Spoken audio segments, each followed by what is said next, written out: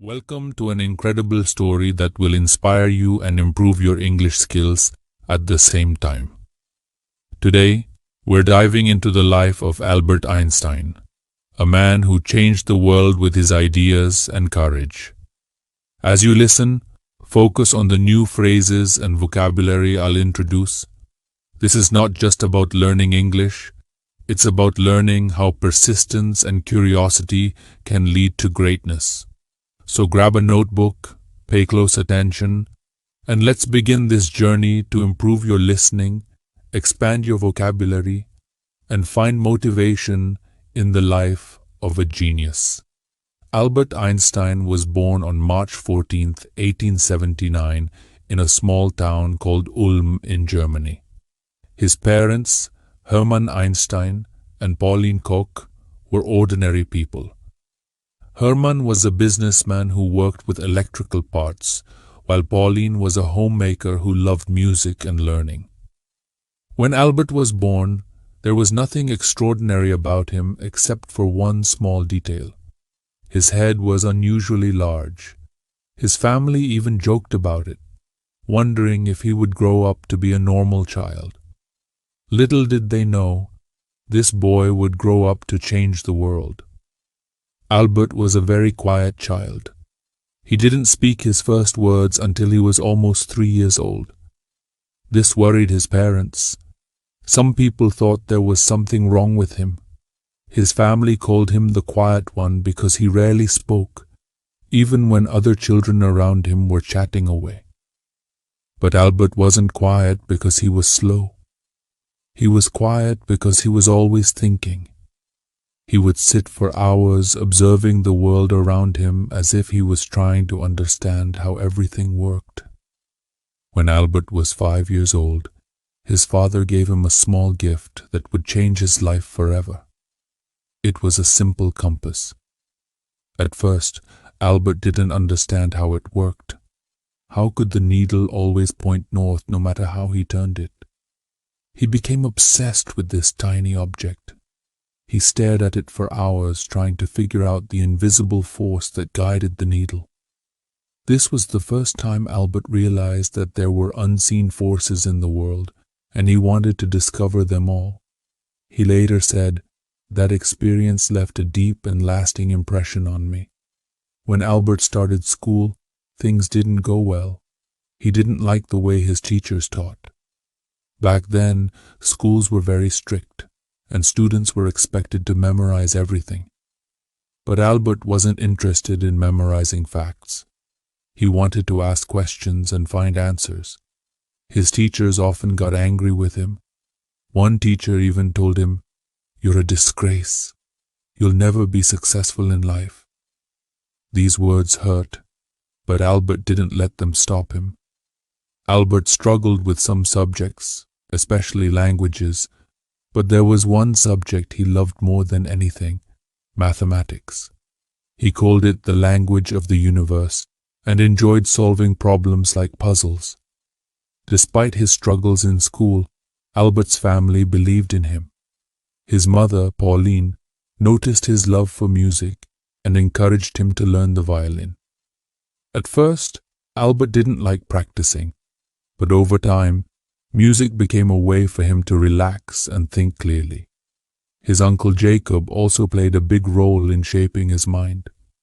Jacob loved math and would teach Albert in a fun and creative way. He once told Albert, "Math is like a treasure hunt. Every problem is a clue that leads you to the solution." This playful approach made Albert fall in love with numbers. Albert wasn't like other children. While others played games, he spent hours reading books and imagining how the world worked. He loved stories about great scientists and often dreamed of making discoveries of his own. One day, while walking home from school, Albert asked himself, what would it be like to ride a beam of light? This question stayed with him for years. It was the beginning of his lifelong journey to understand light, space, and time. When Albert was 15 years old, his life took a difficult turn. His father's business failed, and the family had to move to Italy. Albert stayed behind in Germany to finish school, but he hated being away from his family. He felt lonely and unhappy. Eventually, Albert decided to leave school without finishing. He couldn't stand the strict rules and harsh teachers anymore. Instead, he started studying on his own. He read books on science, philosophy, and mathematics, teaching himself everything he wanted to know. This was a risky decision. Many people thought he had ruined his future by leaving school, but Albert didn't care. He believed that learning was more important than following rules. At 16, Albert wrote his first scientific paper. It wasn't perfect, but it showed his incredible potential. He also applied to a prestigious school in Switzerland called the Swiss Federal Polytechnic School. However, he failed the entrance exam because he struggled with non-science subjects like French and history. Instead of giving up, Albert decided to try again. He worked harder than ever before, improving his weak areas and refusing to let failure define him. Albert Einstein's early life was filled with struggles and doubts. People didn't understand him, and he faced rejection and failure, but he never gave up. His curiosity, determination, and love for learning kept him going. Albert Einstein was determined to make something of his life. After leaving Germany, he moved to Switzerland, a country known for its modern education system. Switzerland was different from Germany. The schools were less strict, and students were encouraged to think freely. This was exactly what Albert needed. At the age of 17, Albert tried again to get into the Swiss Federal Polytechnic School in Zurich. This time he passed. However, his troubles weren't over yet. Even though he was finally studying at one of the best schools in Europe, Albert's rebellious nature made it hard for him to fit in. Albert loved studying mathematics and physics, but he wasn't interested in other subjects. His professors didn't understand his way of thinking. Some of them even disliked him because he didn't follow their teaching methods. One professor said, "You are a smart boy, Einstein, but you lack discipline." Albert wasn't the best student in his class. He often skipped lectures and studied on his own. While his classmates followed the curriculum, Albert spent his time exploring deeper questions. What is light? How does time work? Why does gravity exist? These weren't ordinary questions, and most people didn't have answers for them. During his time at the Polytechnic, Albert met a young woman named Mileva Maric, the only female physics student in his class. Mileva was brilliant, and she shared Albert's passion for science. The two of them became close, often spending hours discussing scientific theories.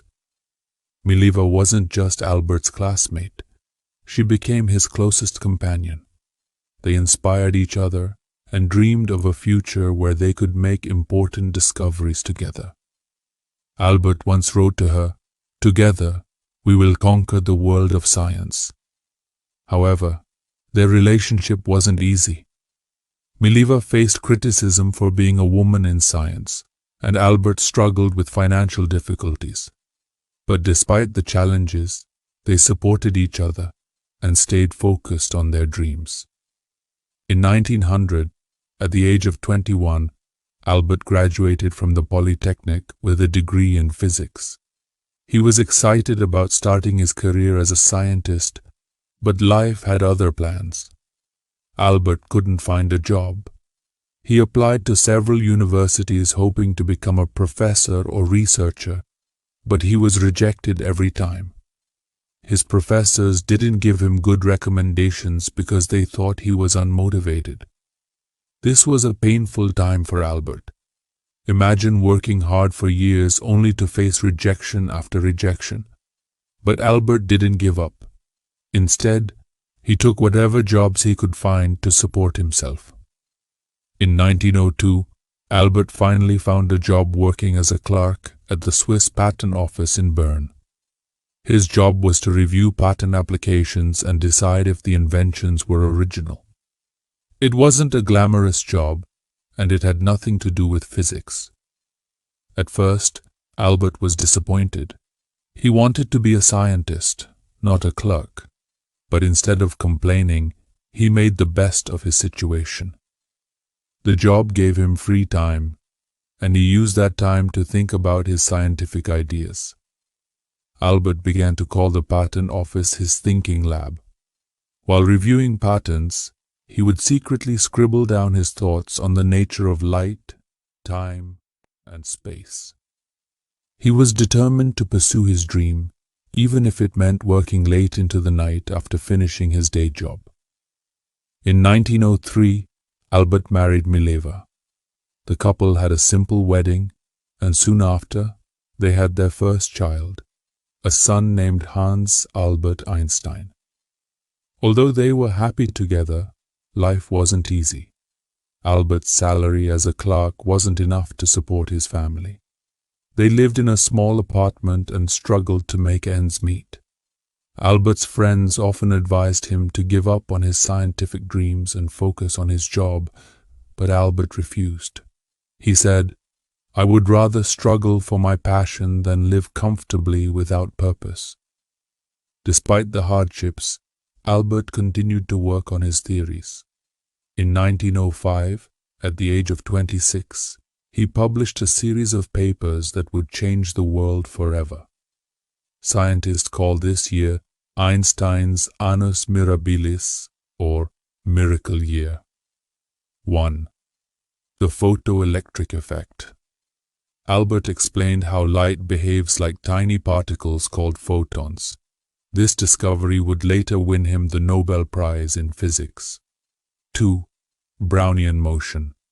He proved the existence of atoms, which was a groundbreaking achievement at the time. 3. Special theory of relativity. This was Albert's most famous work. He introduced the idea that time and space are relative, not absolute. From this theory came the famous equation E equals mc squared, which showed that energy and matter are interchangeable. These papers shocked the scientific community. Albert Einstein, a humble clerk with no university position, had just revolutionized physics. After 1905, Albert's life began to change. Scientists around the world started to notice his work. He was offered teaching positions and became a professor at several universities. Finally, his hard work and determination were paying off. But Albert didn't let success get to his head. He continued to ask big questions and pushed the boundaries of science. He believed that knowledge was infinite and that curiosity was the key to understanding the universe. Albert Einstein's journey from a struggling clerk to a world-renowned scientist is a testament to the power of perseverance. He faced rejection, poverty, and doubt, but he never let go of his passion for science. His story teaches us that 1. Failure is not the end. It's a step towards success. 2. Believing in yourself is more important than seeking approval from others. 3. Big dreams require big sacrifices. By 1909, Albert Einstein's groundbreaking discoveries were known across Europe. He became a professor at the University of Zurich and later moved to Prague to teach at the German university. It was during these years that Albert began to understand the immense impact of his work. People now looked at him as a genius, a thinker who could solve mysteries of the universe. Albert, however, remained humble. He once said, "I am no genius. I am simply curious. I stay with questions longer than others." But fame brought challenges. Albert was not someone who cared about appearances or wealth. He continued living a simple life, wearing the same old clothes and focusing only on his work. While the world celebrated him, Albert knew that his journey was far from over. In 1914, Albert moved to Berlin, Germany, after being offered a prestigious position at the Prussian Academy of Sciences. This was a big step in his career, as he now had the resources and freedom to focus entirely on research. Around this time, the world was changing rapidly. World War I broke out, and millions of lives were affected. While many scientists supported the war, Albert spoke out against it. He believed in peace and used his influence to promote harmony. During this period, Albert's marriage to Mileva began to fall apart. The pressures of fame combined with their financial struggles in the past created distance between them. In 1919, they divorced, though Albert ensured that Mileva and their sons were financially supported. In the same year, something incredible happened. British scientists tested Albert's general theory of relativity, which he had been working on since 1915. The results confirmed his theory. Gravity could bend light. This was a revolutionary discovery that changed how we understand the universe. The news spread like wildfire. Albert Einstein became a global icon overnight. Newspapers around the world printed headlines like Einstein's theory proven true. For the first time in history, a scientist was treated like a celebrity. When asked how he felt about his fame, Albert replied, "If my theories are proven wrong, the Americans will say, 'I am a German,' and the Germans will say, 'I am a Jew.' If my theories are proven right, the Germans will say, 'I am a German,' and the Americans will say, 'I am a Jew.'" This statement reflected Albert's wit and the challenges he faced as a Jewish scientist in a world filled with prejudice. In the 1920s, Albert traveled the world, giving lectures and meeting other scientists. He visited the United States, Japan, and many other countries, sharing his ideas and inspiring the next generation of thinkers. Albert used his fame to advocate for peace. He spoke out against war, saying, "Peace cannot be kept by force. It can only be achieved by understanding." He also supported the rights of minorities and refugees, becoming a voice for those who had none. But as his fame grew, so did the criticism. Some people accused him of being too idealistic, while others tried to discredit his work. Albert faced these challenges with grace, saying, "Great spirits have always encountered violent opposition from mediocre minds." In 1933, the rise of the Nazi regime in Germany forced Albert to flee the country. As a Jewish scientist, he was in great danger. The Nazis burned his books and labeled his theories as Jewish science. Albert moved to Princeton, New Jersey in the United States, where he joined the Institute for Advanced Study. He was heartbroken by what was happening in Germany, but he remained hopeful. He said, "In the middle of difficulty lies opportunity." Albert became an American citizen in 1940 and spent the rest of his life in the United States. During World War II, Albert was asked to support the development of an atomic bomb. Although he had no direct role in its creation, his famous equation, E equals mc squared, laid the foundation for nuclear energy. Albert was deeply troubled when he learned about the bombings of Hiroshima and Nagasaki in 1945. He regretted that his work had been used for destruction and spent the rest of his life advocating for nuclear disarmament. He said, "Mankind invented the atomic bomb, but no mouse would ever construct a mousetrap." Even as one of the most famous people in the world, Albert lived a simple, humble life. He refused to own a car, didn't wear socks, and often spent time sailing despite not knowing how to swim. Albert's curiosity never faded. He continued to ask questions about the universe, from the nature of black holes to the possibility of time travel. he believed that there was always more to learn. In his later years, Albert focused on unifying the forces of nature into one theory, a challenge that remains unsolved to this day. Even though his health began to decline, he continued working until his last breath.